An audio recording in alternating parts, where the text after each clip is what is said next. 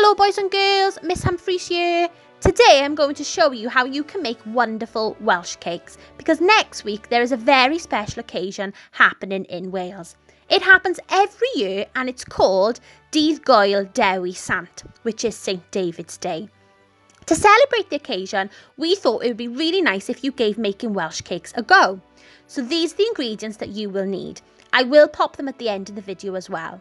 You will need 110 grams of butter, 225 grams of self-raising flour, 85 grams of caster sugar, some sultanas or raisins or currants, a beaten egg and some milk, but only if it's needed. I've already weighed out my ingredients so you can see them here. I weighed them out earlier. So let's give it a go.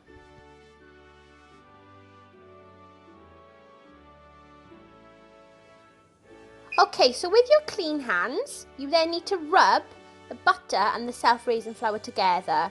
So it's kind of a messy job, and then eventually, when you rub them together for a little while, you'll get a breadcrumb texture, just like this. Then you need to add the sugar. Just pop the sugar in. And the beaten egg. And a handful of sultanas or raisins. So you can use as many of these as you like. I'm going to pop them in there. And then give it a good mix.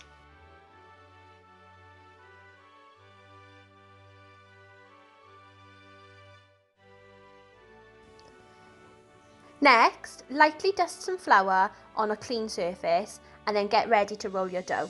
This is where you might want to add some milk. If it's too dry, add a little bit of milk. If it's too soggy or too wet, add a little bit more flour.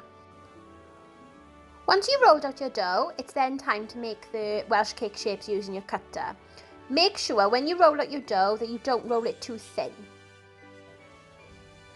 Next, it's time to cook your Welsh cakes.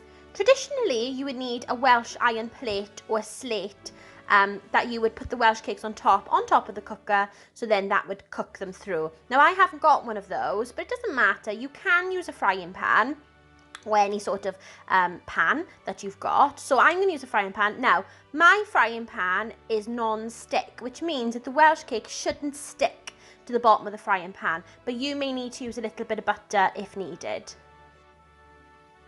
After a few minutes, the Welsh cakes will start firming up on one side.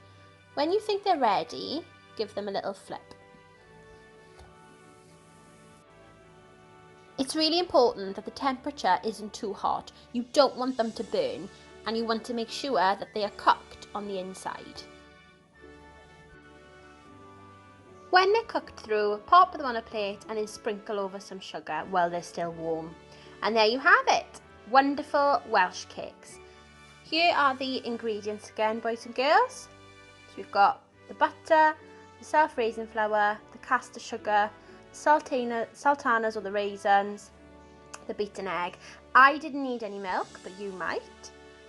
And there we are. And then the last thing to do is to eat them and enjoy.